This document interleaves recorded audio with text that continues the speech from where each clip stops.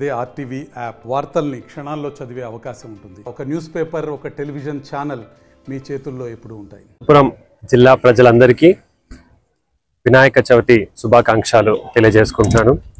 చాలా సంతోషంగా ఉంది. జిల్లా మొత్తం ఒక పండుగ వాతావరణంలో చాలా శాంతియుతంగా, చాలా ఆహ్లాదకరంగా అందరూ పాల్గొంటున్నారు.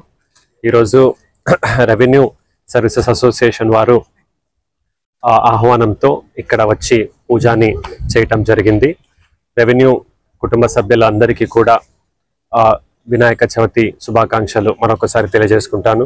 వాళ్ళకి, వాళ్ళ పిల్లలందరికీ కూడా విద్య, బుద్ధి అన్నీ కూడా భగవంతుడు కల్పించాలని, జిల్లా అభివృద్ధిలో ఎటువంటి అడ్డంకులు రాకుండా జిల్లా అభివృద్ధి పొందాలని కోరుతూ మరొకసారి అందరికీ వినాయక చవితి శుభాకాంక్షలు. ఈరోజు మనము రెవెన్యూ ఉద్యోగుల ఆధ్వర్యంలో వినాయక చవితి మహోత్సవంను చాలా ఘనంగా జరుపుకోవడం జరిగింది.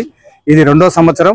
ఎప్పుడు కూడా మన కృష్ణకళ మందిర్ రెవెన్యూ భవన్లో వినాయక చవితి అనేది మనం లాస్ట్ ఇయర్ నుంచి కూడా ప్రారంభోత్సవం చేసాం. లాస్ట్ ఇయర్ బాగా చేసాం. అంతకంటే బాగా కూడా ఈరోజు మన కృష్ణకళ మందిర్లో మా రెవెన్యూ ఎంప్లాయీస్ అందరూ కూడా వాళ్ళందరి సమక్షంలో ఈరోజు, అదేవిధంగా మేము జిల్లా కలెక్టర్ గారిని ఇన్వైట్ చేశాము. సారు కూడా మా విన్నపాన్ని మన్నించి ఈరోజు మొదటి పూజ కూడా సారు చేతనే చేయించేసి ఈరోజు వినాయకునికి పూజ చేయడం జరిగింది.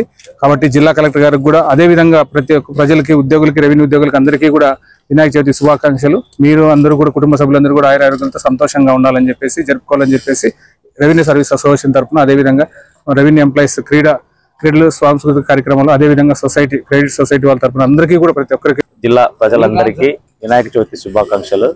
ఈరోజు పిలవగానే జిల్లా కలెక్టర్ గారు రెవెన్యూ ఉద్యోగస్తుల మీద ఉన్న ప్రేమతో ఇక్కడికి వినాయకుని కూర్చోబెట్టి ఇక్కడ పూజ చేయడానికి, ప్రథమ పూజ నిర్వహించడానికి రావడం ఉద్యోగులందరికీ ఎంతో సంతోషకరమైన విషయము. సార్ వచ్చిన తర్వాత ప్రథమ పూజ జరిగింది. తర్వాత ఈ భవనాలన్నింటినీ కూడా సార్ పరిశీలించడం జరిగింది. రాష్ట్రంలోనే ఎక్కడా లేనటువంటి మెయిన్ ప్రైమ్ ఏరియాలో ఇటువంటి బిల్డింగ్స్ ఉండి దీన్ని నీట్గా మెయింటైన్ చేస్తున్నారని ప్రశంసించడం కూడా జరిగింది. అలాగే ఈ వినాయక చవితి సందర్భంగా అనంతపూర్ రైతులు, అనంతపూర్ జిల్లా ప్రజలు వర్షాలతో అన్ని కరువు ఏం లేకుండా అనంతపూర్ జిల్లా రాష్ట్రంలోనే ప్రథమ స్థానంలో ఉండేలాగా ఆ వినాయకుడు అందరిపైన చల్లని దీవెన చూపించాలని కోరుకుంటూ సెలవు.